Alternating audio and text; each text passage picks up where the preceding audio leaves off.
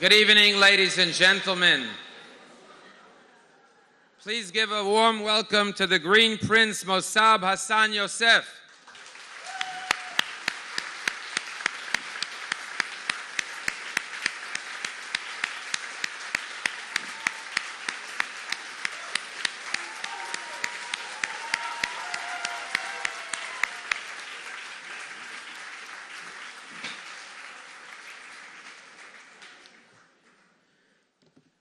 We have such a beautiful, large gathering of Jews, so I'd like to begin with a prayer.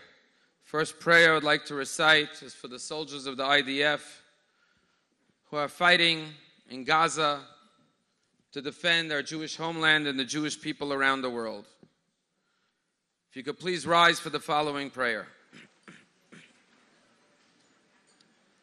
מי שברך אבותינו אברהם, יצחק ויעקב, הוא יברך את חיילי צבא הגנה לישראל, העומדים על משמר ארצנו ויראי אלוהינו, מגבול הלבנון ועד מדבר מצרים, ומן הים הגדול עד לבוא הערבה, ביבשה, באוויר ובים.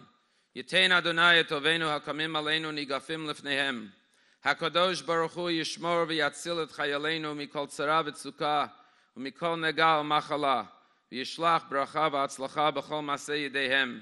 ידבר שונאינו תחתיהם ויעטרם בכתר ישועה ותרץ ניצחון. ויקוים בהם הכתוב, כי אדוני אלוהיכם, ההולך עמכם להילחם לכם עם אויביכם, להושיע אתכם, ונאמר Amen. He will bless our forefathers Abraham, Isaac, and Jacob. May he bless the fighters of the Israel Defense Force, who stand guard over our land and the cities of our God, from the border of the Lebanon to the desert of Egypt, from the great sea unto the approach of the Arabah, on the land and the air and on the sea. May Hashem cause the enemies who rise up against us to be struck down before them.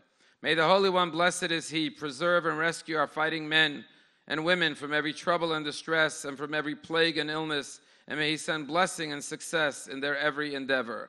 May He lead our enemies under their sway, and may He grant them salvation and crown them with victory. And may there be fulfilled for them the verse, for it is Hashem your God who goes with you to battle your enemies, for you to save you. And now let us respond, Amen. When I was in Israel just 2 weeks ago, everyone in Israel is wearing this necklace. And this necklace says, Halev Shalanu Shavui Ba'aza, our hearts are captive in Aza. And then it says, bring them home. I'd like to recite a prayer for the hostages. May they all come home speedily to their loving families. יהי רצון מלפניך אדוני אלוהינו ואלוהי אבותינו שתחזק ותשמור ותנצור את אחינו בית ישראל השבויים והשבויות בעבור שאנו מתפללים בעבורם. הקדוש ברוך הוא ימלא רחמים עליהם, ישמרם מכל צרה וצעקה ומכל נגע ומחלה, וישלח ברכה והצלחה בכל מעשה ידיהם. יוציאם מחושך וצל מוות, וישיבם מהרה לחיק משפחותיהם, ונאמר אמן. May it be your will, Almighty God, the God of our ancestors, of our forefathers, that you strengthen and protect and watch over our brothers and sisters who are in captivity, because we are all praying on their behalf. May Almighty God be filled with compassion upon them to watch them and protect them from every danger, from any harm. And may He send blessing and success to them and to the IDF soldiers. And may He take them out from darkness and captivity and bring them speedily to the loving embrace of their families. And let us respond, Amen. You may be seated, please.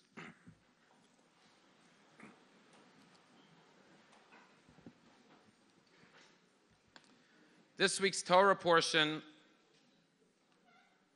begins with the words, Vayetze Yaakov miBe'er Sheva. Jacob, our third patriarch, leaves the city of Be'er Sheva. And the Torah tells us, why was he leaving Be'er Sheva, his father's and mother's home? Because he was fleeing from the wrath and the hatred of his brother Esav, who sought his destruction. But it is actually in next week's Torah portion that as Jacob is returning home, he is attacked by a mysterious figure who our rabbis say was the angel, the archangel of Esav, and he wrestles with this figure all night long. And then he prevails and overpowers him. And at that point, Jacob says, give me a blessing. And he says, your name shall no longer be Jacob, Your name should be Israel. And this is the name we carry as a Jewish people. As a Jewish nation, too often we've had to flee from our enemies. But like Jacob, who returns home to confront his brother, ready to fight and to protect his family, the Jewish people are Yisrael. We are a nation that will no longer run from our enemies, but we will confront them face head on and wrestle with them until we defeat the evil in our midst.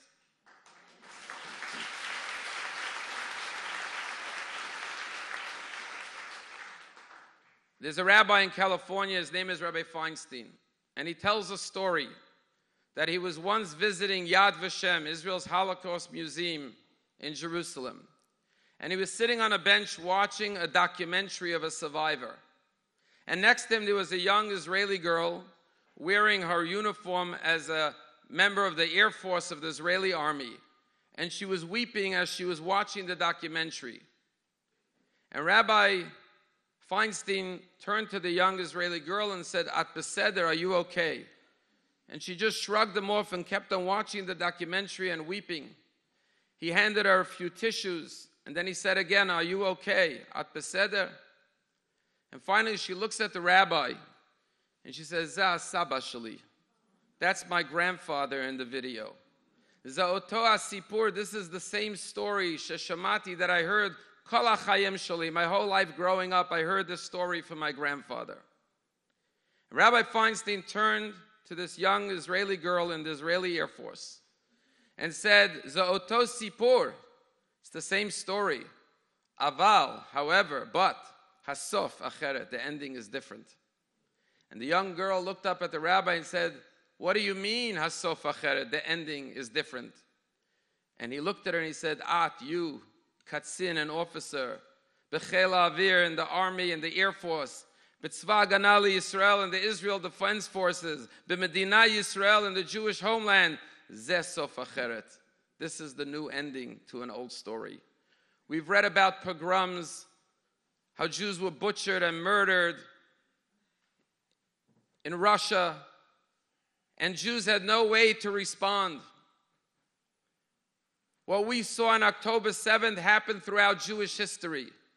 But the difference is we can write a new ending to the story. That we have brave soldiers, men and women, who are willing to risk their lives and sacrifice their lives to protect the Jewish people in the land of Israel and throughout the world.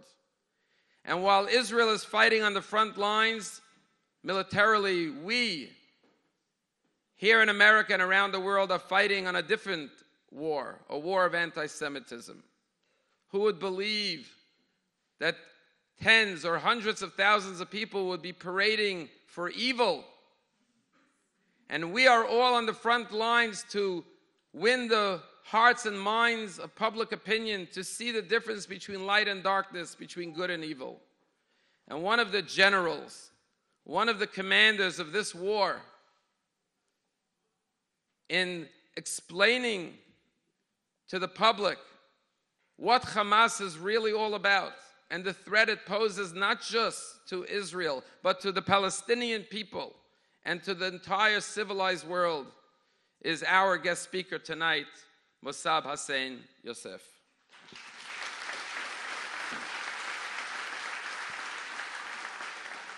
Mossab Hassan Yosef, nicknamed the Green Prince, was born May 5th, 1978. He worked undercover for Israel's Internal Security Service, the Shin Bet, from 1997 to 2007. The Shin Bet, Israel's security service, considered him its most valuable source within the Hamas leadership. And the information Yosef supplied prevented dozens of suicide attacks and assassinations of Israelis, exposed numerous Hamas cells, and assisted Israel in hunting down many militants and incarcerating his own father, Hamas co-founder Sheikh Hassan Yosef, who is presently sitting in an Israeli prison. In March 2010, he published his autobiography, titled The Son of Hamas. In 1999, Yosef converted to Christianity, and in 2007, he moved to the United States. His request for political asylum in the United States was granted pending a routine background check in 2010. As of the 23rd of October, 2023, he is a U.S. citizen who is being interviewed on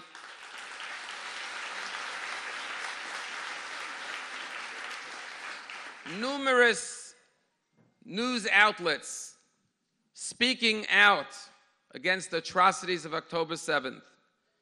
And it's an honor to welcome him here today. And before I call him up, I'm asking everyone to please turn off your cell phones. Please give a warm welcome to our guest speaker, Mossab Hassan Yosef.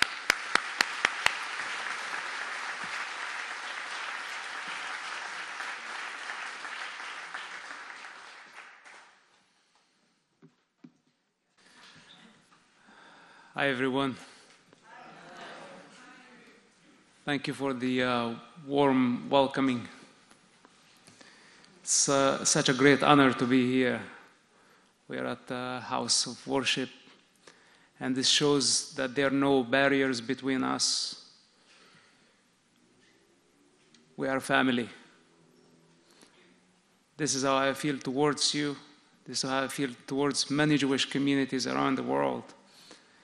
And it has been a long experience since I traveled from the world of Hamas, the Middle East, Islam. And I have many encounters with so many amazing people, Jewish people especially. I have traveled everywhere, from Latin America to Europe to Asia, in Israel. And I learned a lot about the Jewish people. I learned a lot about the Jewish struggle. I learned a lot about the era of Nazis and Nazism and how the ideology of Nazis developed from churches, where it started like a point of view. Then it became violent. Then it manifested the Holocaust. So I'm very familiar with your struggle, and I'm very grateful for your love and for your support. I'm burdened by the level of responsibility, at least, let's say, the moral responsibility that I have. And there is no escape from me. It's like everything was written before I was born. Your destiny is as same as mine, and our fate is connected together. Don't you think for a moment that this is your existential war alone? It's mine as well.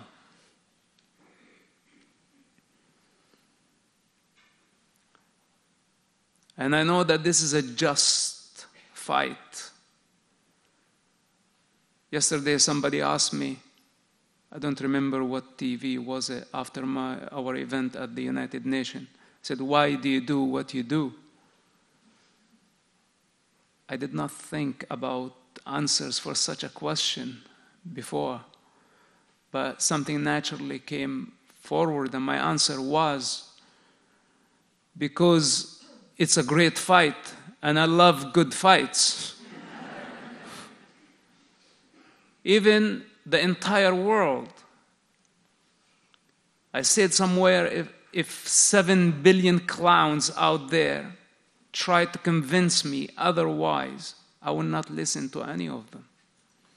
Because the truth is experiential. It's either you know it or you don't. It's not a second-hand knowledge. 10 years with the Israeli intelligence, before that my entire childhood as a Palestinian. Hamas was established back in 1987. I still remember, I have vivid memories of all the details and my father's excitement about the birth of Hamas as a project that would bring to the Palestinian people emancipation and freedom. I remember him. It was just like a moment ago how excited he was about the birth of Hamas. Did he see what Hamas would do on October 7th? Can he actually watch what his own movement did on October 7th? You know, we're very different. I'm from the West Bank. I've never been to Gaza. But yesterday, for the first time, watching the massacre committed by Hamas on October 7th, something fundamental in me changed. I think my life changed forever. I thought that I had seen the worst of Hamas, but nothing like this. What I saw yesterday was very clear: a genocide. And there is no doubt about it. And I say that there is no doubt in truth, even though the entire world is confused, in doubt, and in denial, because many people are projecting their hatred through this device.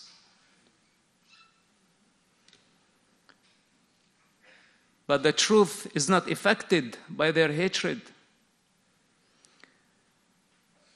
And what is very sad, that they're accusing Israel and accusing the Jewish people of committing genocide against the Palestinians, while Israel and the Jewish people are the ones who are actually the victims of a true genocide. The very definition, many politicians talked about genocide, but people are not connecting to this reality. Because what is a genocide? When a bunch of savages move from door to door, killing everything in their way, raping, beheading, burning. I saw them kill a woman in a kindergarten. Who does that? I saw them throwing a grenade, killing a father in front of his children. Then the child involuntarily was crying. We're talking about a very, very young boy. And he was saying, "Why am I still alive?" Nobody can fake such reaction. And what the world is expecting when we are in the face of such savages, that they did not only commit the ultimate crime. What defines genocide? When you kill a group of people, ethically cleanse them for their belief, for their religion, for their ethnicity. We saw that in some movies. It was just out of Hollywood imagination based on some true stories in Africa during some tribal warfare. But nobody thought that we would be witnessing a genocide happening against the only democracy in the Middle East, against the Jewish people that have contributed so much to life, to humanity. And this is now where the entire moral conflict, people see children dying and they consider Israel as a superior force, so it's easy for them to blame Israel. But they don't understand how devastating October 7th was for the Jewish people. And my first reaction, without knowing what happened on the ground, by the way, I did not see any of the footage at that time, at the early beginning of the war. I said, this is a modern-day Holocaust. And up to yesterday, what I saw, I could not sleep last night. And I was filled with rage that is, I don't know if my physical body can carry such trauma.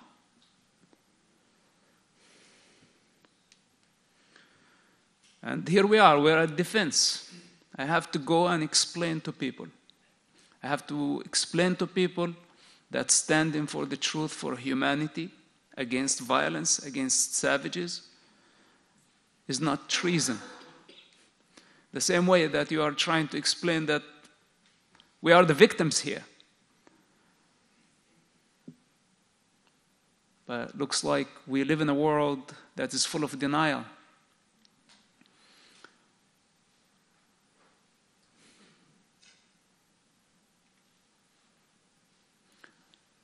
But what I would like to say, that do not be afraid of their lies. Because we cannot be afraid of their propaganda, their misinformation, their deception. We are to the side of truth. I said earlier that the victims we see in Gaza are basically the victims of a war crime committed by their own ruling authority because they use them as human shields. Please pay attention carefully to my words because I'm building a case. This is what I'm trying to do. I'm not here to tell you how good you are or how bad that is. We all know the reality. We know the ugly truth, but everyone has a different way to express it. And it's very important that we have the power to build solid cases,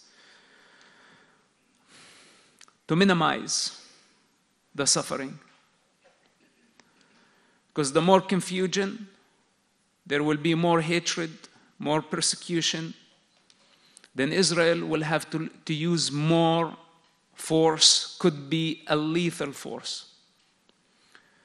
If we are able to identify the origin of the suffering, where it all began, and be clear about it ourselves, and have the right expression, the right vision, and the right expression of our truth, let's say, that will help a lot. So on one hand, Hamas savages committed a very clear case of a modern-day genocide. There is no doubt about it. On the other hand, they committed another crime by using their own people as human shields, gambling with their own children's blood for political and religious gain. It did not stop there. They kidnapped infants, women, elders, all type of people as hostages, as a bargaining chip to release convicted mass murderers from Israeli prisons. And the world still in denial. So, first of all, we need to understand what is the case and how can we express our truth to the world. And I am certain that eventually the truth will prevail. Because Hamas, 20 or 25 years ago, when I started having my problem with them, actually since my childhood, I had problem with Hamas. But I was powerless, defenseless. I couldn't stand against them. One of the events, a Hamas leader, a disciple on the hands of Abdullah Azzam. For those who don't know who Abdullah Azzam is, is the spiritual leader of the Taliban, of Bin Laden, of Al-Qaeda, of Hamas, of the Muslim Brotherhood.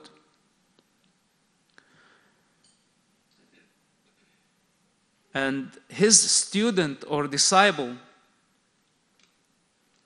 tied me up to a post, and I wasn't even 10 years old. And he whipped me with an electric cable. As my mother watched, because I disobeyed the discipline of the way. It was very cold night, and I lost my breath. When I say I lost my breath, that I could not breathe with every lash. And some people, ask me, do you have a personal problem? Well, of course I have a personal problem.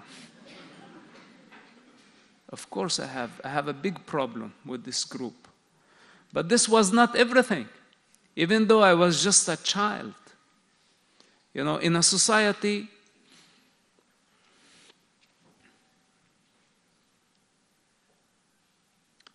when I look at the people of Gaza dying today, I cannot be even emotionally connected to them. Maybe yesterday when I saw the atrocities on October 7th, I couldn't help but cry. But I see things happening to the Palestinians, and I immediately know that it's a self-inflicted pain. The death is out of the irresponsibility and the selfishness of the leadership.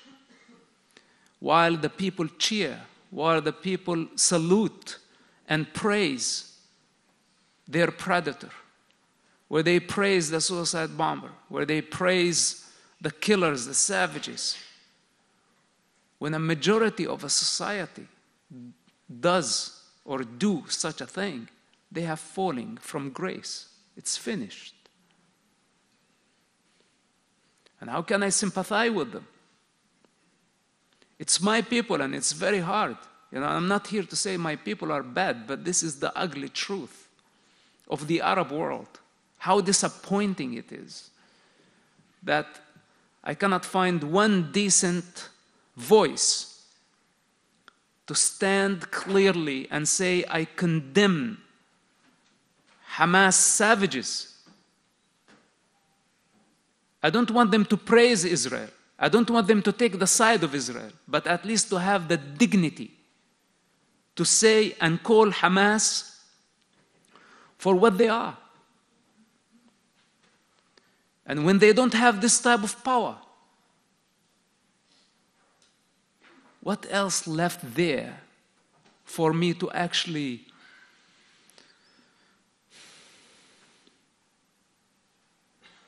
it's a lost case, it's a lost generation. And I'm devastated because this is where my mother, this is where my siblings, where my father, which, they haven't spoken to me for 12 years.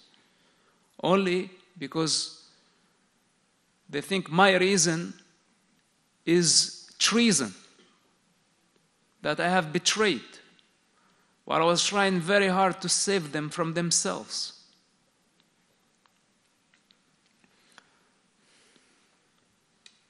I got very tired. I really got very tired talking about this topic. And in the past few years, I moved on. I started a new life, something completely different, things I cannot talk about here for my own security. But after October 7th, I had a choice to stay silent, not interfere, or come back and share with the world, because I know Hamas inside out.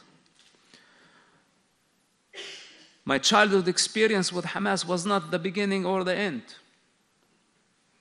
When I was 18, I spent time in prison And this is where I got to meet Hamas and Hamas' true nature,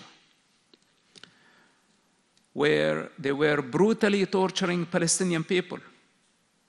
I'm not talking about Israelis right now. I'm talking about Palestinian prisoners were killed on the hands of Hamas. Hundreds of them were killed and tortured during that period of time.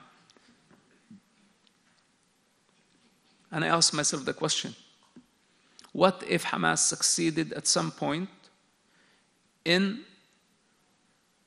destroying Israel and becoming the ruler of the land?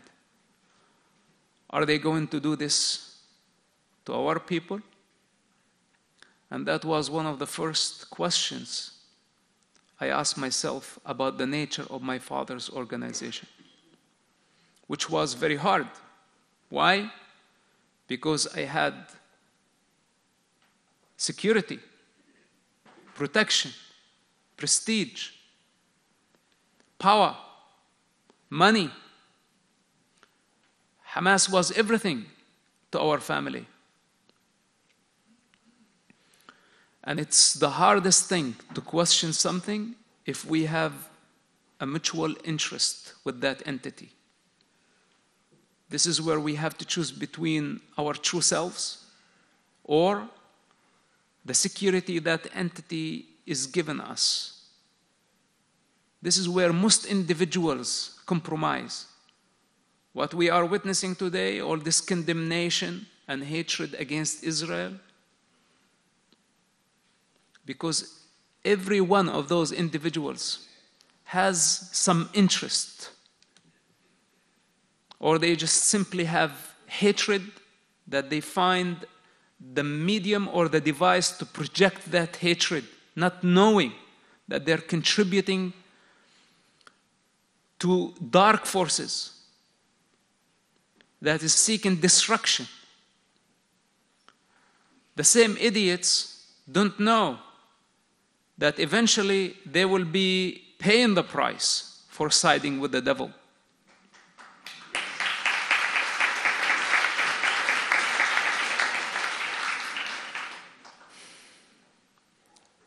So these are the fronts. We have the front in Gaza, and as the rabbi said, we have brave warriors. I cannot imagine. From day one, I called up the office. I haven't called them in many years. And I said, I'm coming. And they were the ones who said, don't come. You go to the United States. You have more important job to do. And they refused. I wanted to go.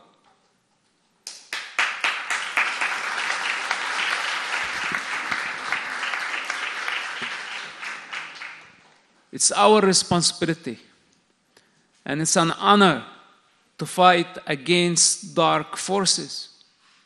It's not a shameful thing. Even if the Arab world, Muslim world will consider me whatever they want to consider me, it is not going to change my truth. It has been an honor to be part of this family.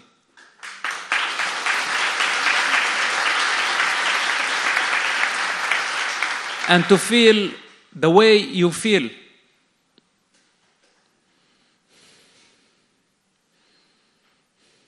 So Gaza front, we have to win that front. We have to eradicate Hamas.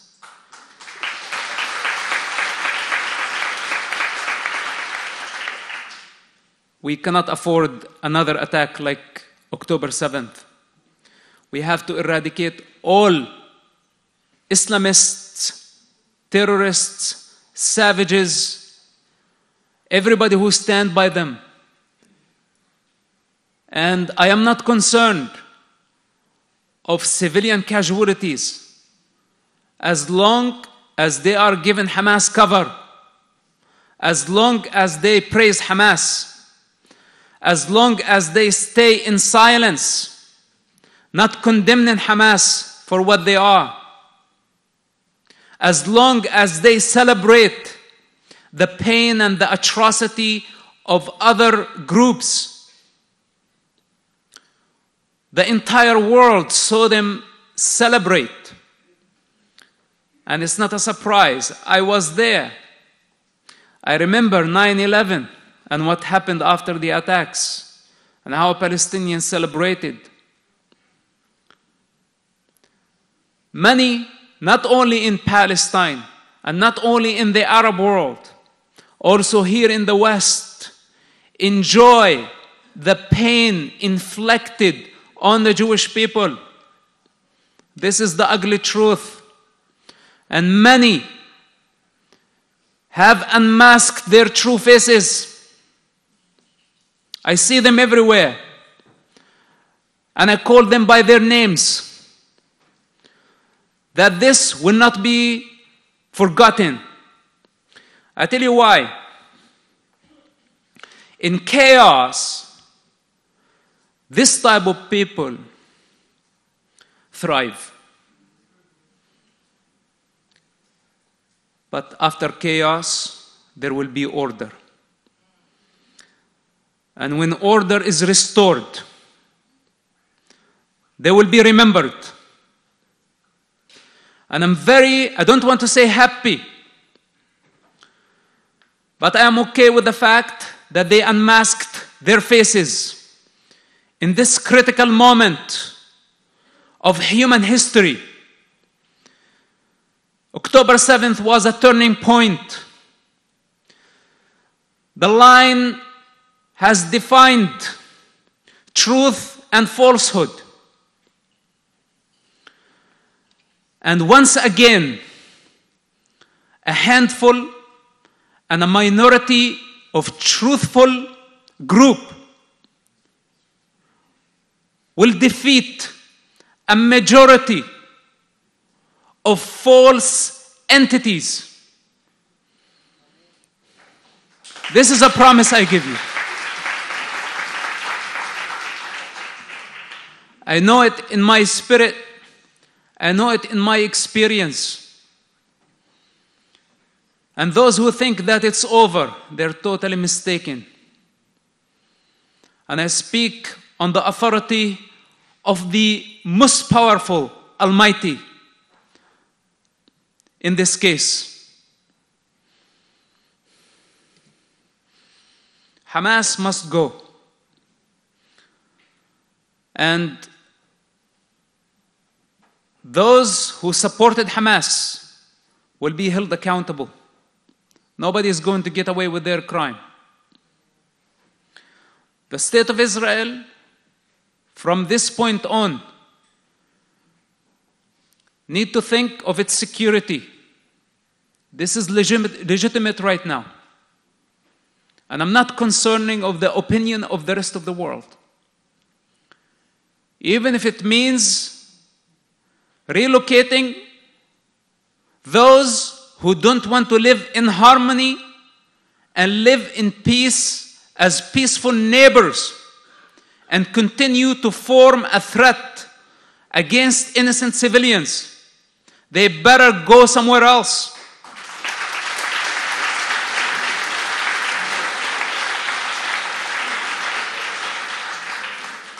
The irony that I'm a person who don't believe in political borders. But I have to say what I have to say. I'm someone who don't want to see bloodshed. But I see that is inevitable, that someone has to do the dirty job on behalf of humanity and on behalf of the free world. You know, the Japanese savages, when they attacked Pearl Harbor, 400 suicide bombers, one-way ticket, all the way to death. The only answer the United States had is to wipe out Hiroshima and Nagasaki.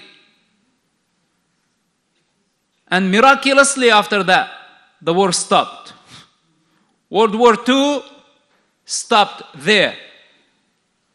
Sometimes the use of a lethal force is inevitable, especially when a majority of unconscious humanity agree that is evil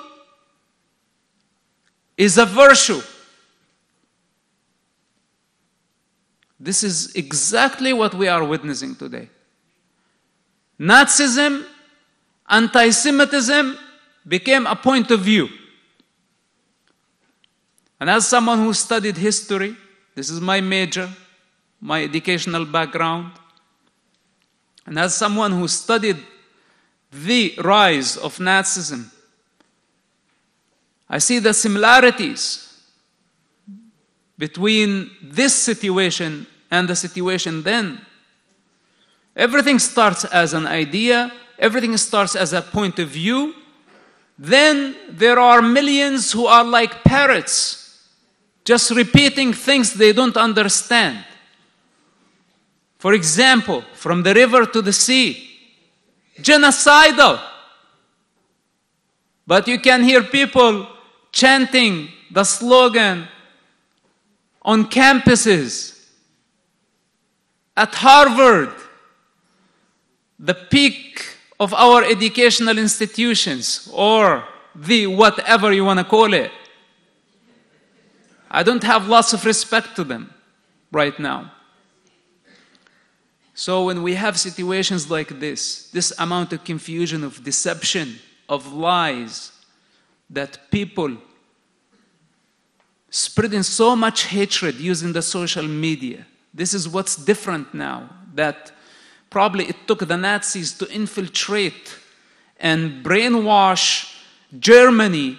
It took them maybe 5 years. Now it's taken Hamas less than 5 weeks to brainwash the entire globe, where the United Nations sit handcuffed and paralyzed to condemn a savage group that is outlawed. Hamas is illegal in the United States, in Europe, in many other countries. It's considered a terrorist group, but the United Nations failed to condemn them as a terrorist group.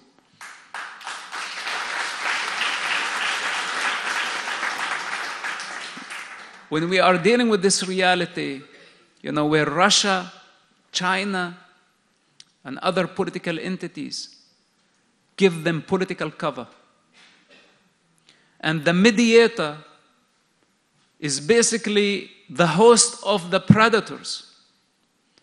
Such a complicated situation.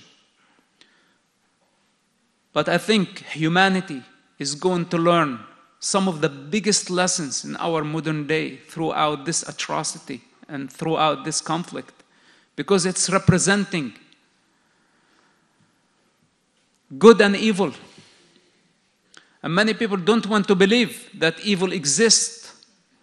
But I say, evil is the absence of God, and evil is the absence of truth. And we have to counter the embodiment of evil, whether if it was false idea or misinformation or lie. Anti-Semitism, this is a crime, not only against the Jewish people, it's a crime against humanity. And we will fight them with everything that we have in order to expose their lies. You are not alone in this. I'm with you, first, in heart. Second, in mind. The Jewish people, I have to say, are with no doubt I don't want to say the most intelligent nation out there, based on your contribution to life, because this might sound exaggeration. But I say one of the most amazing nations in the world with a great contribution to life. Humanity should be grateful for your contribution, for your love, for your patience, for your tolerance. While Hamas play the victimhood of Hamas, that they are oppressed, so they have the right to commit a genocide. This justifies their barbaric attack, to just be a victim of something, to blame somebody. I say, what about the Jewish people? How many people died during the Holocaust? And what was the Jewish people response to that? Did they seek revenge? Or they taught all of us a lesson of how to move on and to start over and build an empire from ashes? Israel, such a beautiful country, a light in the Middle East, where Arab countries have human resources, natural resources, they have everything, but they're still behind. While Israel, with small resources, was able to become totally developed country, a great democratic model that tolerates all ethnicities, Arabs, Muslims, Jews, Druze, Christians. Yes, we have some extremists, but this is the nature of any human society. But the majority in Israel, they will not agree if the Israeli Arabs were persecuted. In fact, the Israeli Arabs have equal rights to vote and to be elected while they don't serve in the army. They don't even defend the state that gives them the advantages. Such a twisted reality in the Middle East. And some people have the veracity to accuse Israel of being an apartheid state. And if it was, do you think I would be standing here? So, those are the enemies that we are facing in this war. It is existential war, but the truth shall prevail. My apology if I'm going all over the place. I don't know where to begin and I don't know where to end. I don't know if there is a beginning for this or if there is an end. But what I know for sure, that we are here and we are strong and we're going to conquer all the forces of evil. With this I conclude.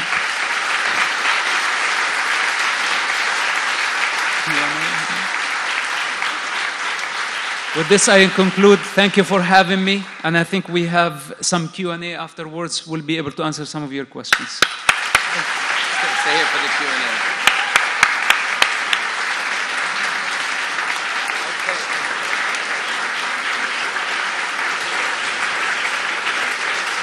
Thank you, Mossab. And now we're going to have some Q&A. If everyone would like to sit down, we have 2 microphones, and we'll begin right here. Please try to be very short with your direct question. Are you in touch with Bahrain? Because they feel, they've said many of the same things that you have said. And do you think that the connection would help what's going on right now? In touch with who again? Bahrain. Bahrain. The what? Oh, Bahrain, the country. Yes. Got it. No, I am not in touch with Bahrain. I'm considered a traitor to the Arab world. They don't like me. They don't like me. Hi, I really enjoyed your talk. And as you were speaking, I remember the old adage that you can pet a tiger as much as you want, but it's never going to turn into a kitten. We seem to have around the world today, not just in Israel, but other places as well, a lot of tigers who are averse to the Jewish people. Where does this go? You have this one discrete relatively discrete situation now, but then you have Syria, and then you have Lebanon, Hezbollah in Lebanon, then you have other countries where anti-Semitism has reared its ugly head. Where does this go? How do we deal with all these tigers at once?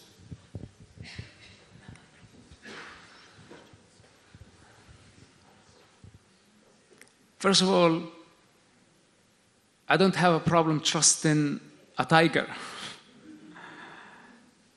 I love wild cats. But I have a problem trusting a hyena.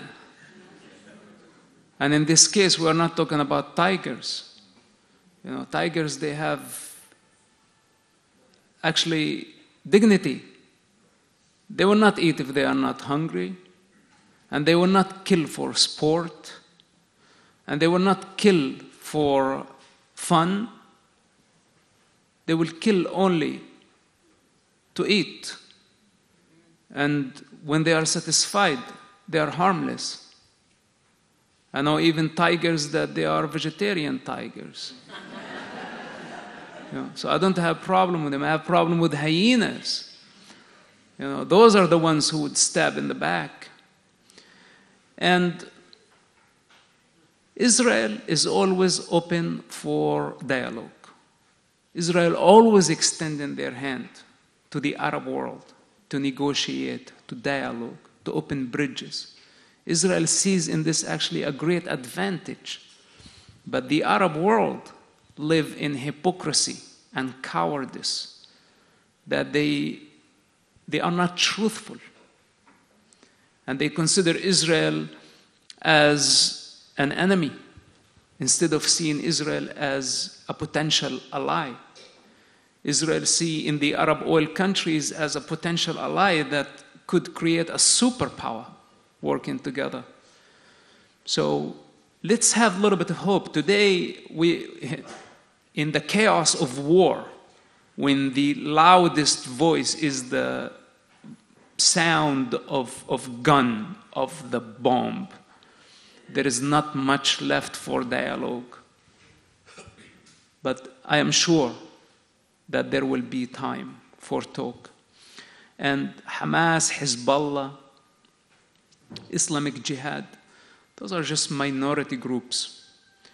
And I think by eradicating Hamas, Israel will set the example for every terrorist group that violence against Israel is a dead end. And as I know Israel, the Israel I know, there would be a gun, an olive branch. If you want to choose the dialogue, then be it, no problem. But if you choose violence, we will fight you and we will defeat you.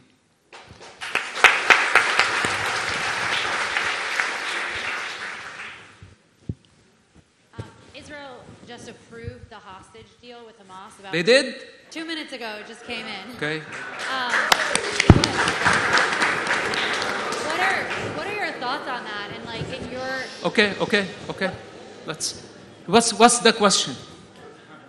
right, so CNN just reported that Hamas and Israel That's important. came to that deal.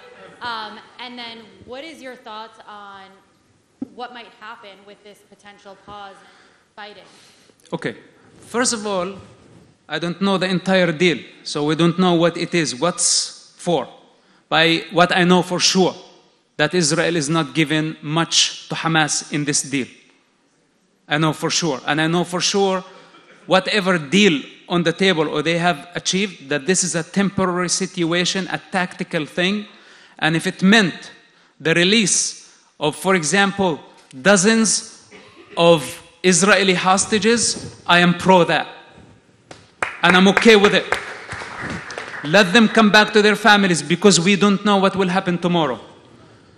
And the return of hostages, even if Hamas is so desperate for a ceasefire, whatever they need out of this ceasefire, it can be used against them. My feeling that Hamas needed and still need the ceasefire to relocate. This is an opportunity. This is an opportunity. We need intelligence. The war is not always about the gun and about the strike. It's about intelligence. As they move, we watch. And the people, whoever made this decision, there are ups and there are downs. They had to compromise. But I'm happy that some hostages would be released and back to their families.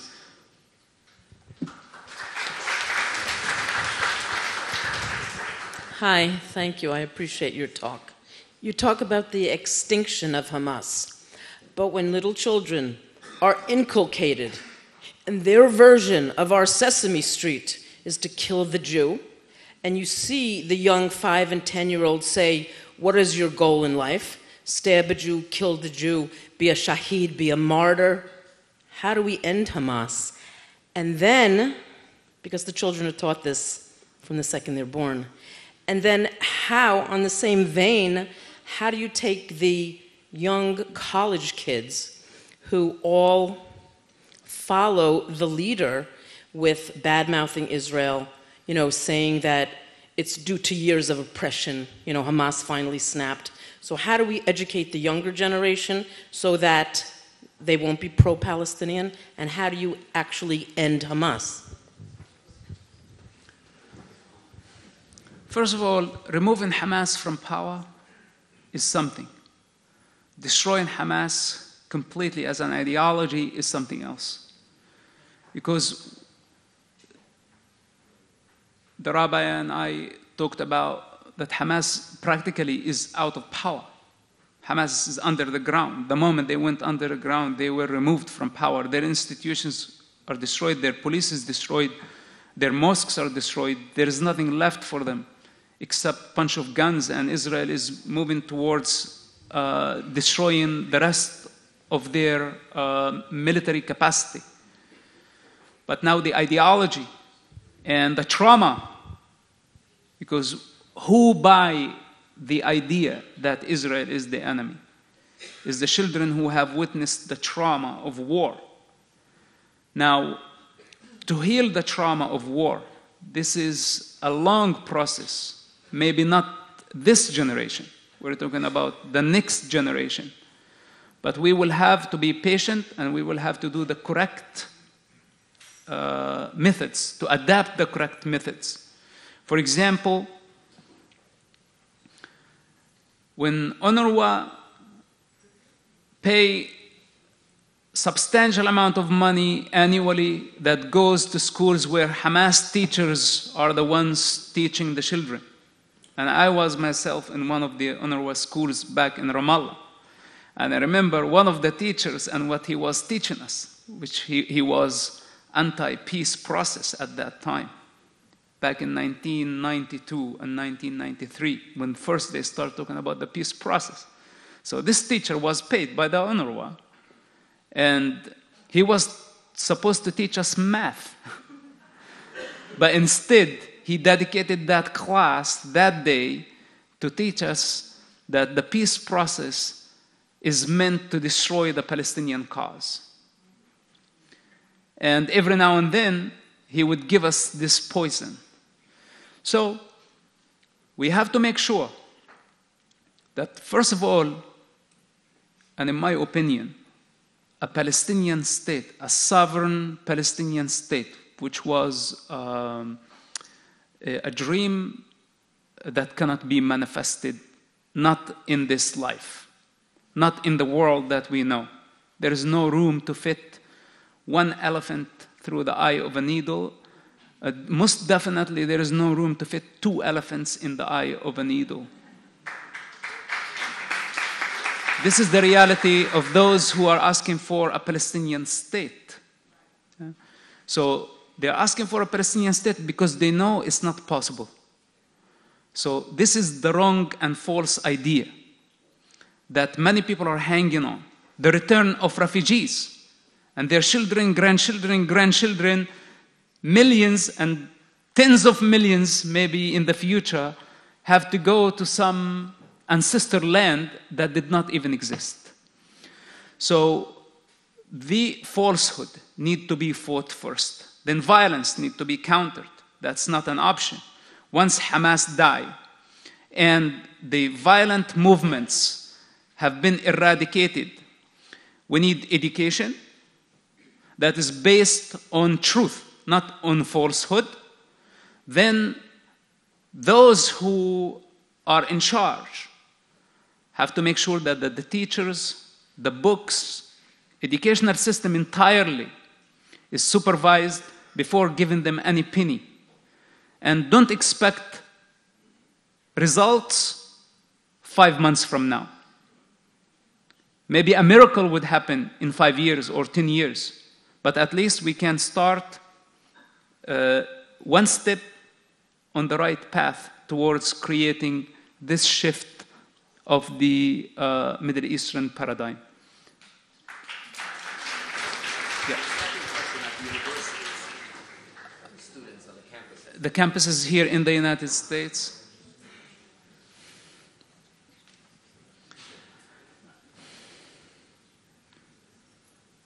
You know, many people suffer from void. Many people. They don't have a cause. They don't have a purpose in life. And this is the reality of the material world. The United States represent the material world where everything is about money. So even when they go to college, they don't go to college because they want to answer the questions, existential questions about life, who they are, and what's the purpose of their life. They go to college because they just want to learn how to make money and be a utility in the society. Hence, they are swayed easily. They are not anchored in truth. Unlike, you know, someone who has a spiritual depth, a purpose, a value system, some principles that anchor them, then they're harder to be swayed. That's why it was easy for this generation, the TikTok generation, to be swayed and driven. Even we don't know these accounts, for example, on social media, we don't know where they come from. It could be Russia, it could be North Korea, it could be China running this account. I have so many people running account under my name, and I could not bring them down.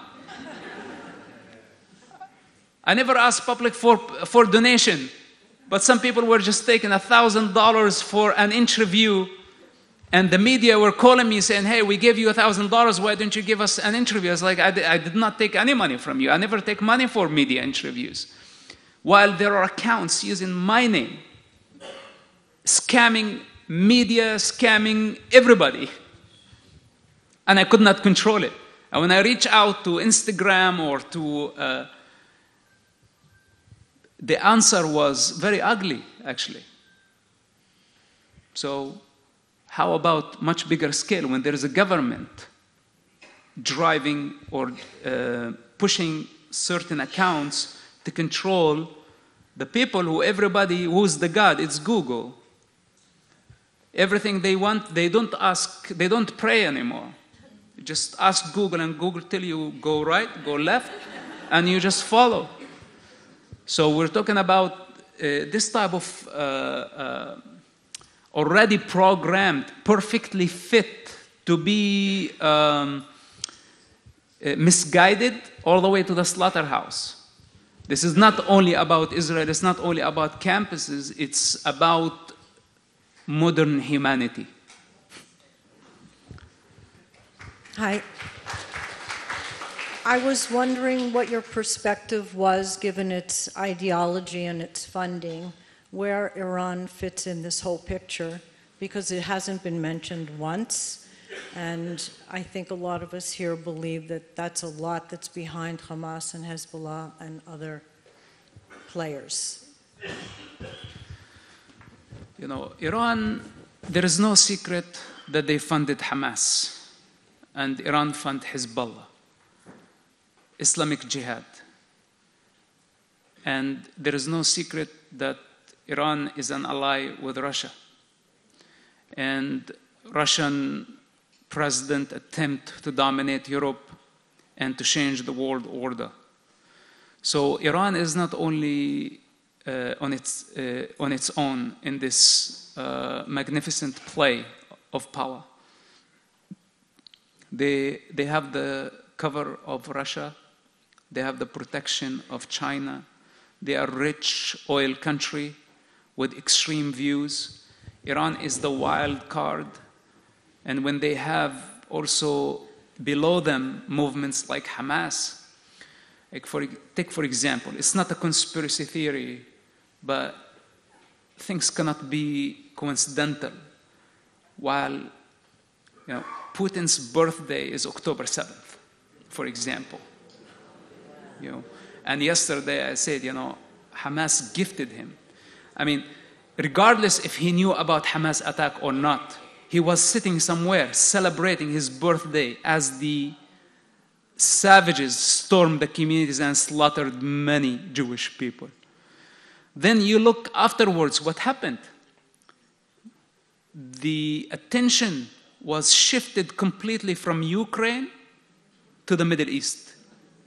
So do you think the KGB had no idea that igniting a religious war using Hamas as the wild card with the help of Iran would shift the attention from Ukraine to the Middle East? It was his attempt in Africa, while simultaneously, along with China, and publicly saying that we want to change the world order. They declare it. It's very clear. They don't want the American monopoly over power.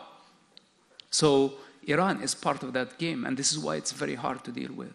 If it was only Iran and separate entity from the superpowers, then it would have been much easier to deal with. But in my opinion, the United States is not going to let Iran develop more problems. I think it's very hard for us now to deal with so many fronts, but systematically, we should go after their roots and cut them so they can never grow up again.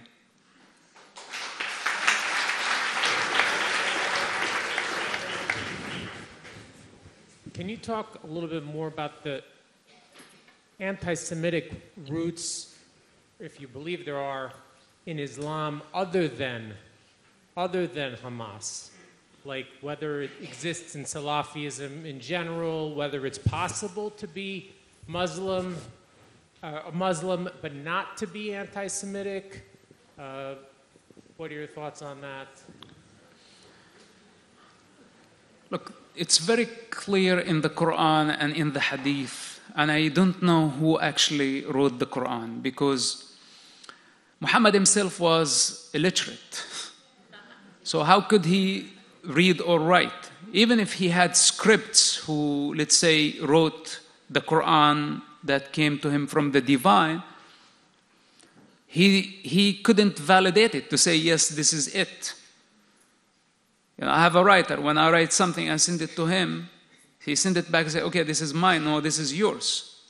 But in that case, Muhammad didn't know how to read. So it's the Quran of the script, or the scripts who came after, possibly the sultans that had many problems with the Jewish people, and they needed a divine cover for whatever crime they needed to commit.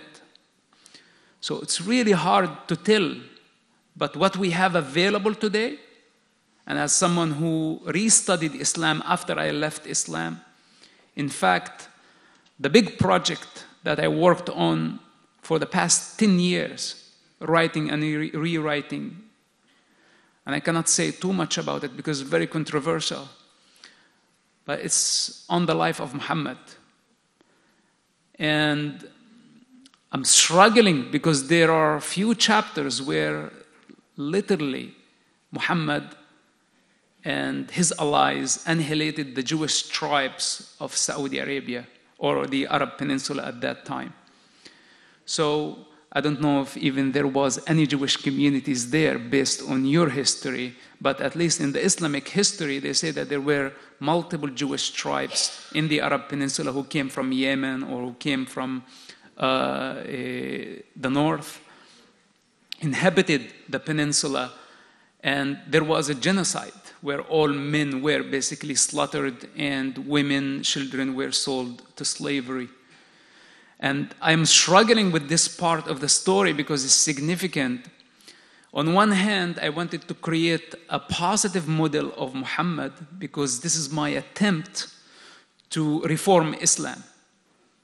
And I want to set Muslims to a higher standard of consciousness, a model that they follow that can take them out of their darkness. But also I could not leave this part of the story out.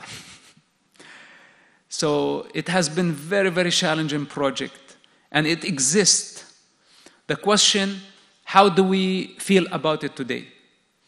Are we going to just see it in the context of the 6th and 7th century and learn from that conflict and move on? Or are we going to try to manifest it again in the 21st century? And that's the difference between, I think, the majority of the Muslim world. That I don't think they have interest to just go and kill Jewish people. In fact, if they get to know to the Jewish people, and if we can build bridges of understanding, I think they can coexist. So we eradicate those who want to manifest religious hatred. We have to eradicate them, no negotiations with them.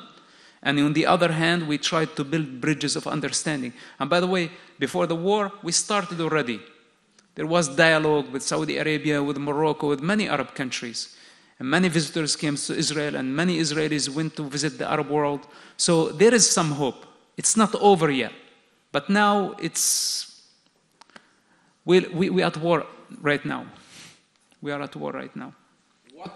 What led you to convert to Christianity?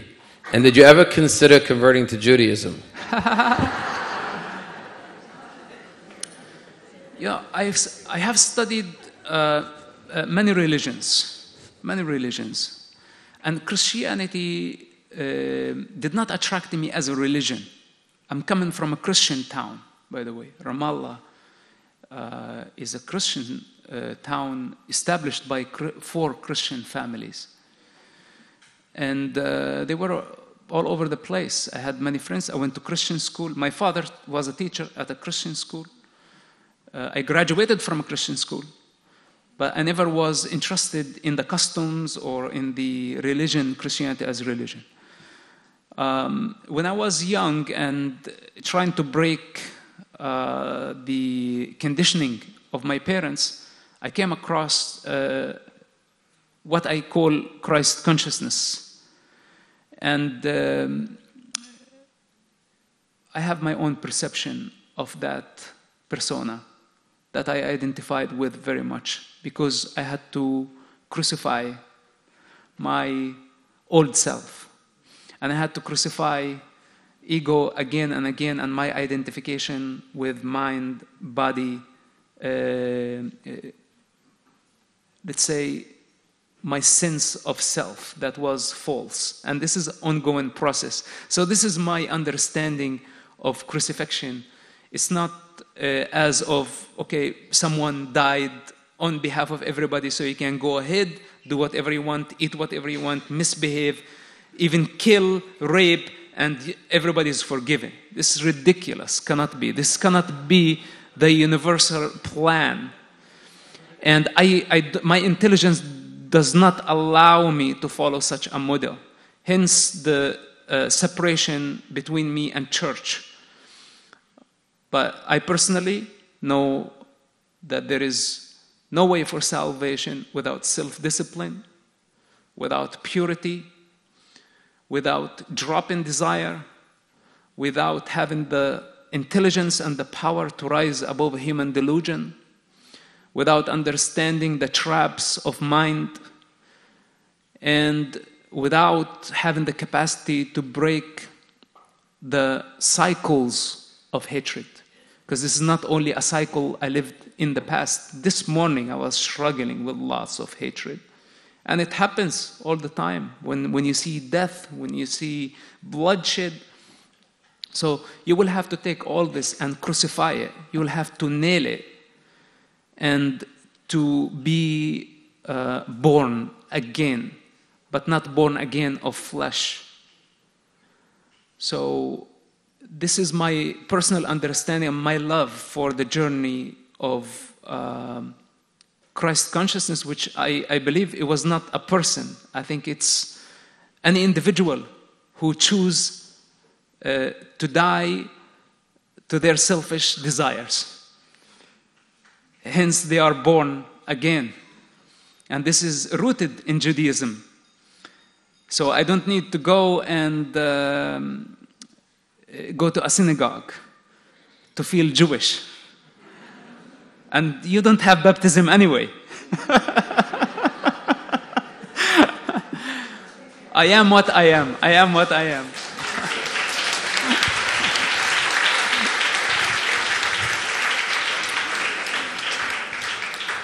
Sir, I spent a long time in the intelligence community of the United States. I know you worked a decade or more with Mossad. How did we miss it? How did we miss the 7th? I've been asked that question, and I'm curious what your comments would be on that topic. Thank you.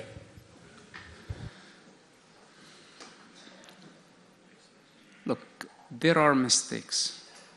Okay? And I think the biggest mistake the Israeli intelligence followed the American lead by depending too much on technology.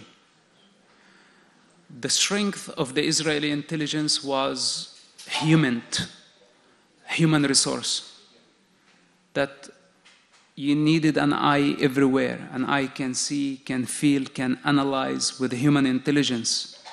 Not to be totally dependent on cell phones, social media, technology that could be you could be easily misled, just like the kids on campuses can be manipulated. Hamas played some game. I don't know all the facts, but there is a failure. And we're not afraid. In democracy, everything will be evaluated. But now, when we are at war, that's not my concern. My concern, we regroup, we put the failure on the side, and we build our strength. We build the momentum. Today, Israel has about 1,500 Hamas fighters, and I think this is the intelligence hub. And this is what actually is giving Israel the upper hand, because those are the ones who dug the tunnels. Those are the ones who know which tunnel has the bigger bunker, the smaller bunker, their locations, other logistics on the ground. And today, Israel is going back to the old school, getting information from human source. And this is why I say, even if you hear about ceasefire, don't think that Israel is bending. Not this time. But could be of a benefit. And I don't want to say too much about this so the enemy does not hear. You mentioned that the idea of a Palestinian state in its own authority couldn't work, but do you ever think there will be a two-state solution so this fighting stops? Two-state solution is finished. There is no two-state solution. I don't want, even if Israel agreed to a two-state solution, I will disagree, and I will stop it.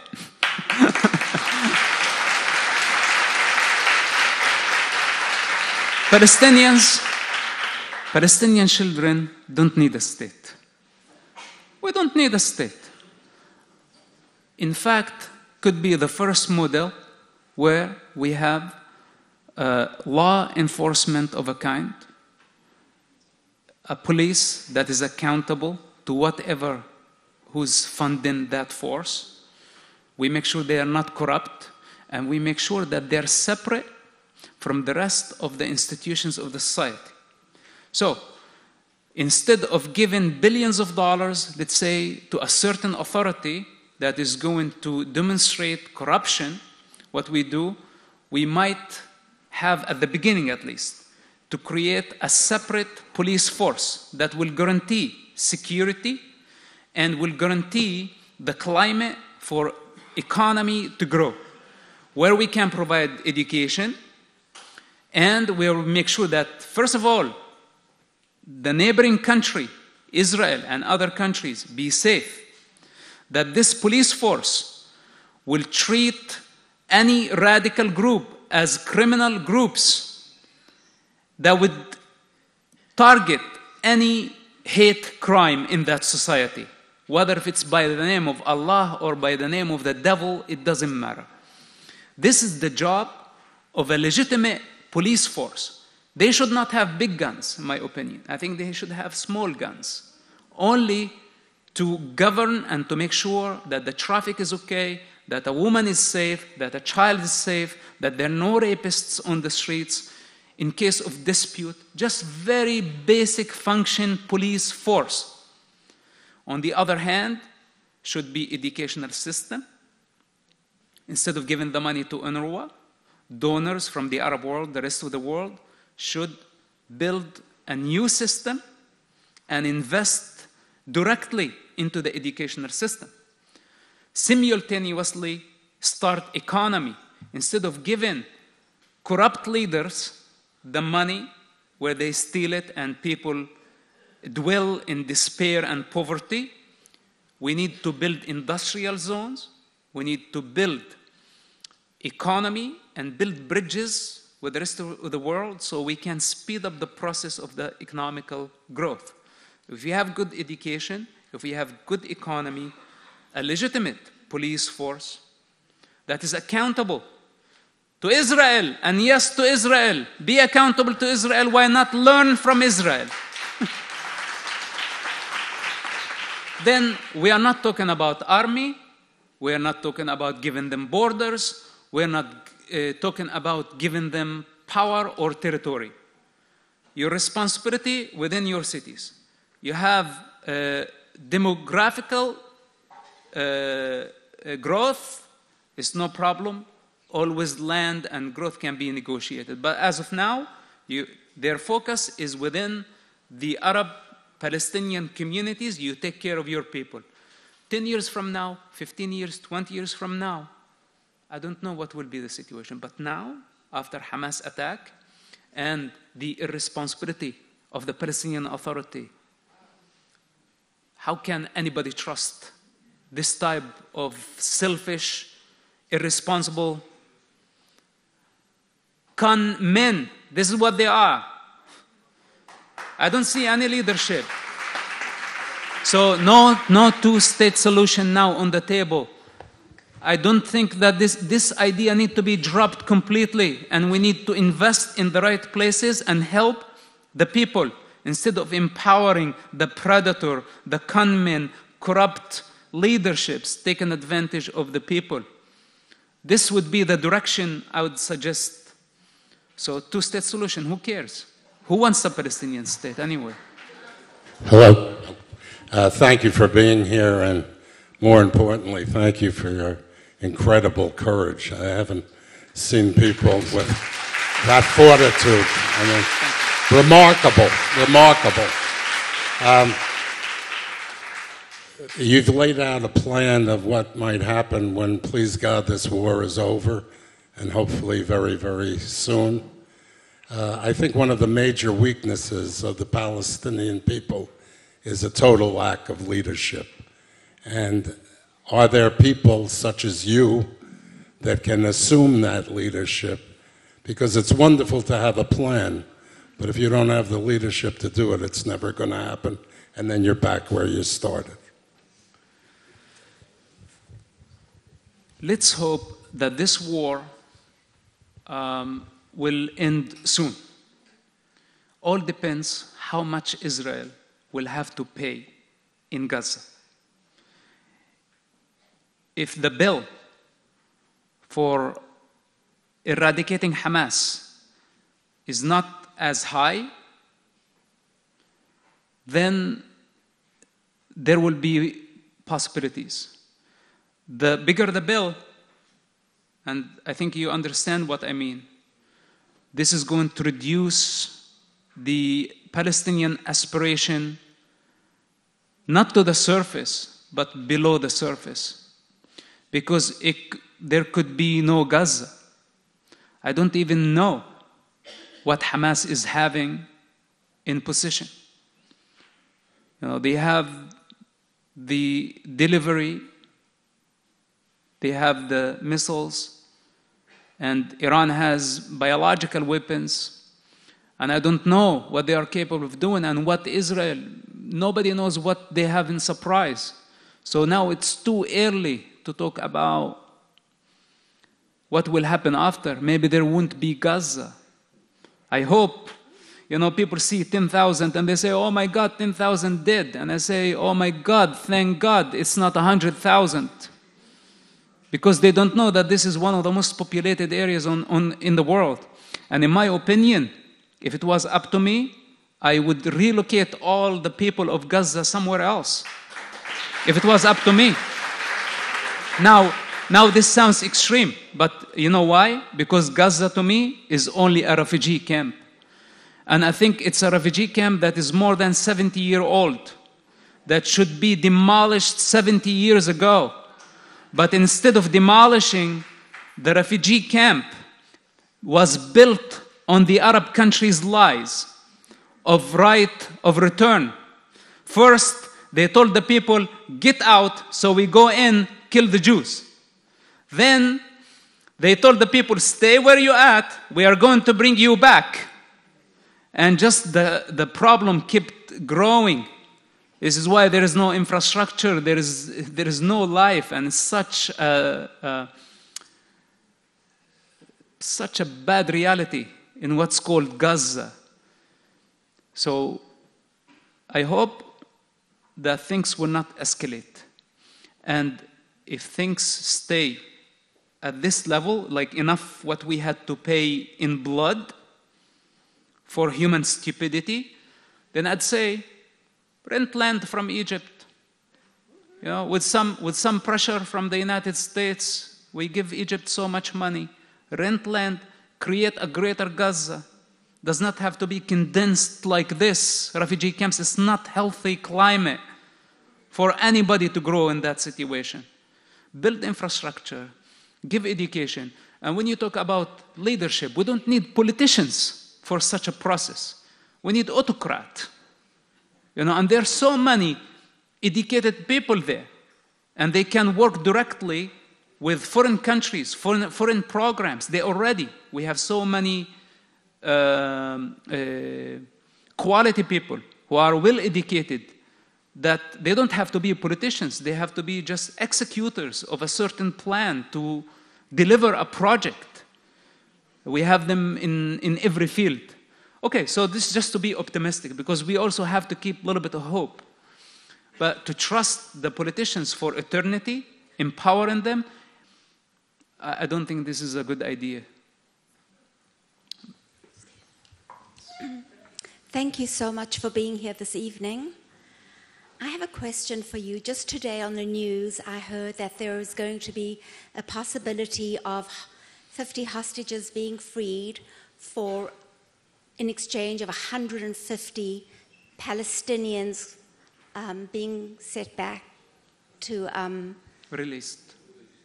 And my question to you is, why is that considered fair? Why 50 for 150? Why does it work like that? Yes. Well, we can also say why the Gilad Shalit was won for more than 1,000 terrorists. I'll tell you something. Hamas was so desperate to just show that they scored some progress, because they are in deep trouble. Okay? And they just wanted to show that they have achieved one goal. This does not mean that Israel is finished with them. as I told you, I did not hear about the news. I just know from you guys. So I don't know what's the deal. And if the 50 hostages are back now to their families, that's fine. I'm sure Israel did not release high-profile terrorists, mass murderers, I'm sure. This is a red line. So it could be maybe women, underage, some criminals. It's just a number that give Hamas, inflate their ego just a little bit because they got deflated recently. So let them enjoy this moment for a little bit. And 50 hostages, if this is true, this is good. I'm glad that they've been released, and I hope that this goes through. And there will be tomorrow. Tomorrow we will deal with Hamas. We will continue this work. Hi. Do you think that it's possible for this war to ever really be over without dealing with Iran, without Israel and or the United States dealing directly with Iran, who is sponsoring all this terrorism? Well, this is what I said earlier, that yes, everybody understands the necessity that we have to deal with Iran. But can we deal with them right now without starting a World War III? And if we are not prepared for such a scenario, then maybe waiting is wise. So I don't know what the decision maker really have all the picture, the pieces of the puzzle. I am not a decision maker. I'm just a thinker. Yeah. We'll take one last question for the evening. Hi, I'm a student at Florida Atlantic University, and I'm the founder and president of Students Supporting Israel at FAU. And I'm very proud to say we have Students Supporting Israel clubs and students from 3 different Florida universities here with us today as well. Yes. We have students from Florida Atlantic University in Boca Raton, University of Florida in Gainesville, and Florida State University in Tallahassee. And yeah. As college students, we are the front lines on our campuses. Even in Boca Raton, Florida, we are seeing the pro-Hamas protests on our campus. And while what you said today is really helpful for us to talk to these people and try to have a dialogue on our campus, what is your message to our students who are really going through it for the past month, and we're going to be continuing to going through this? So what is your message to the students who are on these front lines in universities in Florida and around the rest of our country?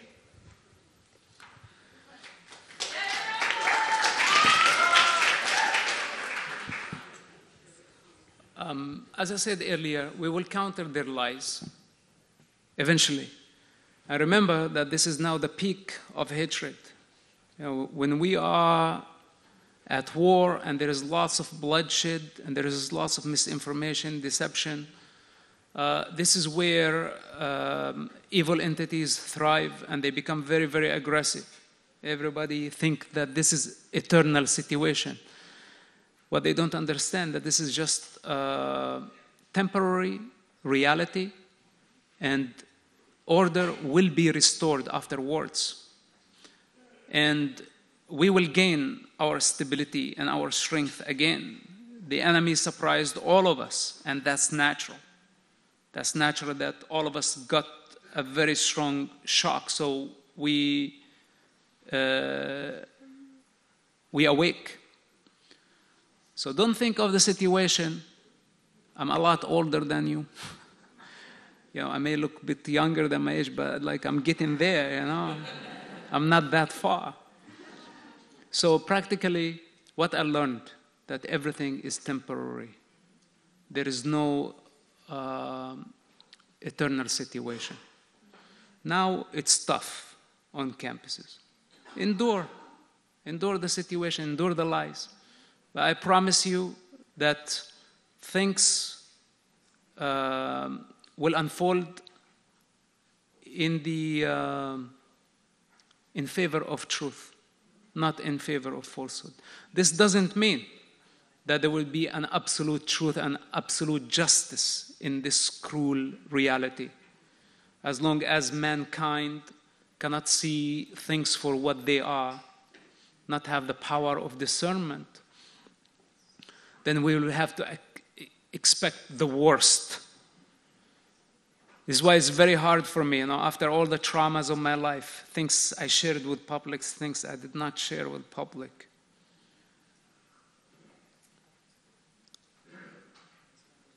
Anything could happen.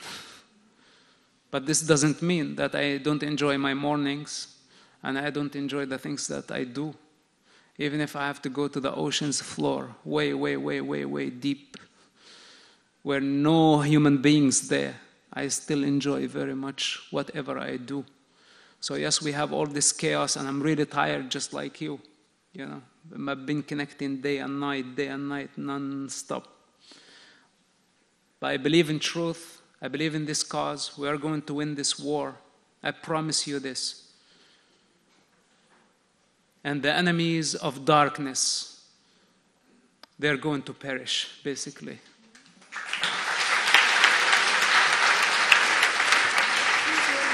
Thank you very much. Thank you very much. Thank you for having me. Ladies and gentlemen, thank you all for attending tonight. Let's continue to remain engaged and active in this war here in America and fighting the lies and the misinformation. Big round of applause and a thank you to our guest speaker, Mossad Hassan Yusuf.